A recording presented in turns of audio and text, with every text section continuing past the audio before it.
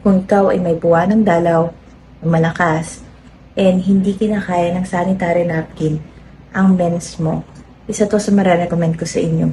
Try to buy this product kasi napaka-convenient niyang suotin. Para siyang mini pampers na kung saan hindi mo na kailangan gumamit pa ng panty kasi isang suotan na siya.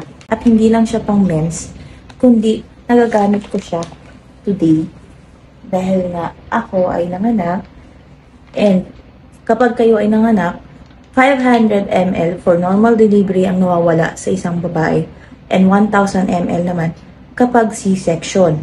Today is my 7th day after giving birth, but up to now, may lumalabas pa rin blood.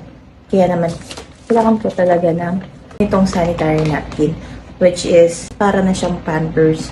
So, sa hospital kasi, nagamit ko talaga siya.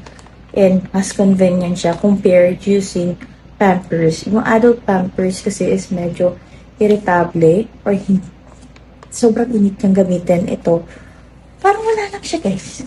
So, manipis lang siya. And hindi mo na kailangan pang mag-underwear if you would use this item. Lalo na kung ikaw ay matutulog ng gabi. And this product is buy one, take one. So, makatatanggap ninyo is dalawang ganito and 24 pieces.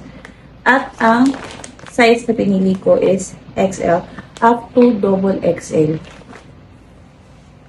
Diba? So, ang ganda niya.